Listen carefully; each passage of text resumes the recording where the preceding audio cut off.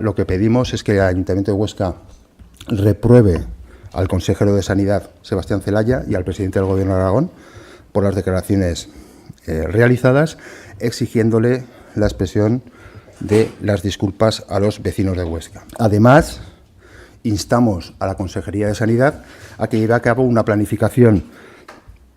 y gestión de los recursos humanos que, por un lado, respete lógicamente los derechos de los profesionales, pero por otro lado asegure una prestación sanitaria de calidad en los hospitales periféricos. Y también solicitamos que el Ayuntamiento de Huesca reafirme la demanda en relación a las infraestructuras sanitarias para la ciudad de Huesca, el Centro de Salud del Perpetuo Socorro, el Centro de Salud de los Olivos y el Santo Grial, que, como digo, y ya recordado, se aprobó unánimemente en el Pleno de septiembre de 2015.